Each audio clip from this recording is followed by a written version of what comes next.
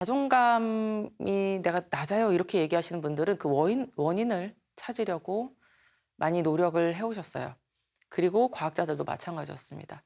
낮은 자존감을 가져오는 여러 가지 이유들이 있어요. 가장 대표적으로는 주 양육자의 무관심, 주 양육자의 방임, 주 양육자의 신체적인 학대, 정서적인 학대. 뭐 예를 들어서 과잉보호도 마찬가지인데요.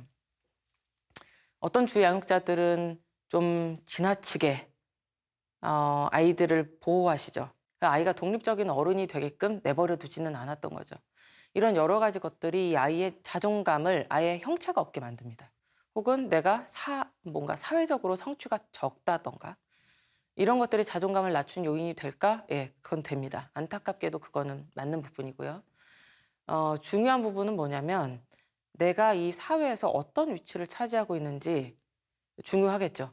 그런데 객관적인 수준보다는 연봉 얼마, 입결이 높은 대학에 입학했느냐, 뭐 이런 것들 그런 것보다는 지각된 사회 경제적인 상태가 더 중요합니다.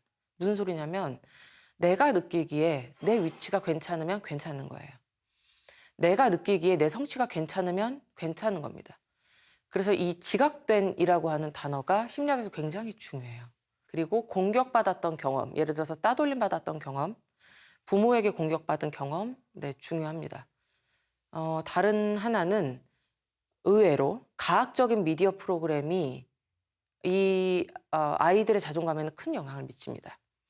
그러니까 내가 따돌림을 받지 않았다 할지라도 따돌림을 조장하는 미디어 프로그램, 누군가를 놀리거나 비하하는 얘기를 하거나 뒤에서 뭔가 협잡을 해서 한 명을 궁지에 몬다던가 하는 그런 만화, 교육용 프로그램이라 할지라도 이런 것들을 보면 아이의 자존감은 낮아져요. 어느 순간 내가 저 위치에 몰릴 수 있다고 생각합니다. 예를 들어서 부모가 나의 형을 혹은 누나를 혼내요. 그럼 그걸 바라보고 있는 동생의 뇌에서는 똑같은 일들이 벌어져요. 무슨 소리냐면 내가 혼나는 것처럼 느껴요. 그러니까 뭔가 폭력적인 상황이 펼쳐지기 시작하면 그걸 관찰하고 있는 사람들의 뇌도 그 폭력에 노출이 됩니다. 이런 것들이 그 사람들의 자존감을 다 낮추는 거예요. 사회적인 소수자에게 불리한 환경, 불평등한 환경 이런 것도 역시 아이의 자존감을 낮춥니다. 사실 이렇게 생각하면 우리 자존감을 낮추는 요소는 너무너무 많아요. 살면서 거의 매일 겪는 일들일 수 있습니다.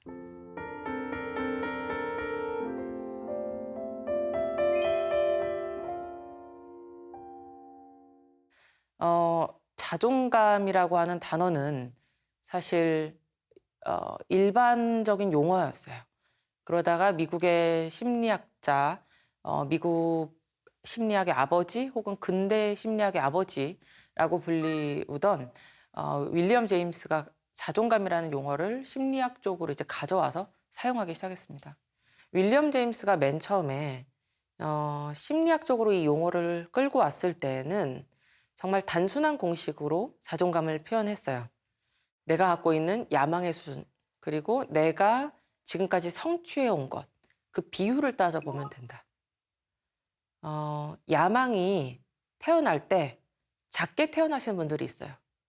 나는 뭐 이만해도 괜찮아. 난 이런 삶 사는 거 너무 좋아. 그런데 성취 수준이 그거보다 조금 크거나 혹은 뭐 고만고만하면 자존감에 큰 문제가 안 생겨요. 그런데 야망을 좀 크게 갖고 태어났거나 환경의 요소로 야망이 점점 커지시는 분들이 있죠. 근데 성취는 제자리거나 성취가 좀 적거나 하면 그때부터 자존감 문제가 생깁니다. 그러니까 맨 처음에 이 매력적인 공식을 내놨을 때 심리학 하시는 분들은 어떤 식으로 얘기했냐면 둘 다를 좀 보라는 거였어요. 두 개의 축을 다 보라. 너 야망이 조금 너무 웅대해져 있다. 그럴 필요 없다. 너 야망을 조금 적절한 수준으로 정리를 해보자. 혹은 성취가 지금 좀 모자라냐? 그러면 성취를 조금 이뤄보자. 이런 쪽이었습니다. 그런데 1960년대, 70년대에 그때 사조는 개인에 집중하는 쪽이었어요. 사회보다는 내 자신의 행복, 내 자신의 능력치, 내가 얼마나 가치 있는 사람인지 나한테 집중해라.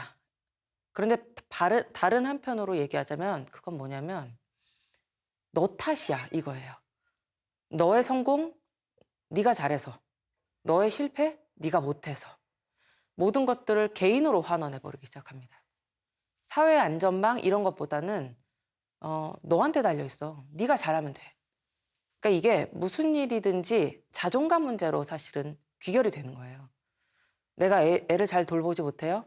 야, 너 엄마가 자존감이 너무 낮아서 그래요. 엄마가 자존감을 키우셔야죠. 내가 공부에 집중을 잘 못하겠어요. 다른 사람 만나는 게 너무 힘들어요. 야, 너 그거 너 자존감 문제야. 네가 자존감을 높여야지. 그리고 1990년대, 2000년대 들어와서 자기계발서에 붐이 있었어요. 뭔가 여러 가지 측면에서 끊임없이 달려가야만 했던 때가 왔어요. 이것도 잘해야 되고 저것도 잘해야 되고 외향적인 사람이 돼야 되고 리더가 돼야 되고 너의 능력치를 100% 발휘해야 되고 이런 자기계발서가 폭발적으로 늘어나면서 더더욱이 자존감 높은 사람들의 유형이 어떻고 자존감을 높이려면 어떻게 해야 되는지 그런 얘기들이 폭발적으로 늘어났죠. 강의실에 한 100명 정도의 학생이 있다고 할 때 학생들한테 물어봐요. 자존감 높은 분들 한번 손 들어보세요. 몇 명이나 될 것 같아요? 거의 안 듭니다. 자존감이 높은 사람이 그렇게 있을까요? 그러니까 제가 맨날 얘기하는 게 뭐냐면 자존감 높은 사람은 유니콘 같은 존재여서 혹은 좋은 착한 지도교수 그런 건 세상에 없거든요. 그러니까 그런 사람은 없어요. 그런데 어딘가에 있을 것만 같죠. 저 사실은 자존감은 그런 건 아니거든요. 어떤 날은 자존감이 높아진 날도 있을 거예요. 그날따라 뭔가 잘할 것만 같고 발표도 잘할 수 있을 것 같고 다른 사람하고 같이 있는 모임에서 재미있는 얘기를 조금 하면서 자존감도 좀 높아지는 기분도 들 수 있을 것 같고 뭐 그날따라 입은 옷이 나랑 되게 잘 어울렸을 수도 있을 것 같고 그런 걸로 자존감이 높아질 수도 있어요. 근데 어떤 날은 반대의 날도 있겠죠. 그래서 요새는 상태 자존감이란 용어를 써요.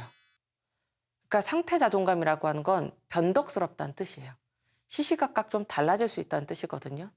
그러니까 누구나 그런 변동하는 자존감을 갖고 살아요. 선생님들이 살면서 저 사람 되게 자존감 높은 것 같아. 이런 사람을 만약에 봤다면 그냥 그날따라 그 사람 자존감이 높아져 있었을 수 있어요. 그러니까 그 사람이 원래 높은 자존감을 갖고 있다는 뜻이 아니라. 그리고 이제 그 사람은 집에 가서 한없이 낮아진 자존감을 부여잡고 있을 수도 있어요. 그래서 꼭 드리고 싶은 말씀은 이런 거예요. 섀도우 복싱을 좀 그만했으면 좋겠다는 건데요. 그러니까 이렇게 유니콘 수준의 정말 끝도 없는 너의 자존감, 너 자존감 높여야 돼. 이렇게 강요하는 자기계발서, 그 관점으로 자기 보지 마세요. 그 관점으로 자기를 보면 정말 끝도 없이 허공에다 대고 주먹질하는 것밖에 안 되고요. 말도 안 되는 발버둥을 치는 걸로밖에 안 보여요. 그렇게 할 필요는 없어요. 그러니까 뭔가 내 변동하는 자존감을 그냥 있는 그대로 보세요. 나 오늘은 조금 자존감 낮은 게 티가 나겠다. 아무래도. 오늘은 내 자존감 좀 괜찮다. 이런 날이 있구나. 저런 날이 있구나.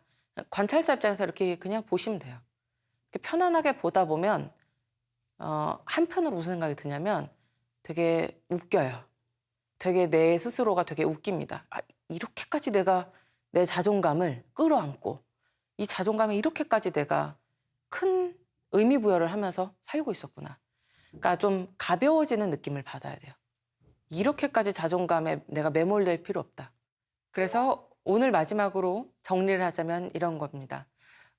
우리의 자존감은 나의 야망 그리고 성취 두 가지 축으로 돌아가고 있고 이 둘을 한꺼번에 좀 살펴보셨으면 좋겠고요. 두 번째로는 자존감이라고 하는 신화, 허상이 분명히 있습니다. 그것에 너무 쫓아갈 필요가 없고요. 자존감은 어쩌면 결과일 수 있거든요. 그냥 내가 하루하루 살다 보면 그리고 누군가한테 칭찬을 듣다 보면 조금 높아지는 그때그때 높아지는 그런 특성일 수 있습니다. 그래서 그날 즐거운 일이 있었으면 칭찬받을 만한 일을 본인이 했다면 있는 그대로 그냥 편안하게 받아들이고 본인의 상태 자존감이 높아지면 높아지는 대로 즐겁게 그냥 두고 보셨으면 좋겠어요. 한편으로는 낮아진 날이 있었다? 그러면은 오늘은 좀 자존감이 낮은 날이네? 좀 그랬구나 싶었으면 좋겠고요. 이 낮아진 자존감을 어떻게 다룰지는 다른 2장, 3장에서 저희 계속해서 다루도록 하겠습니다. 오늘은 여기까지 하겠습니다. 감사합니다.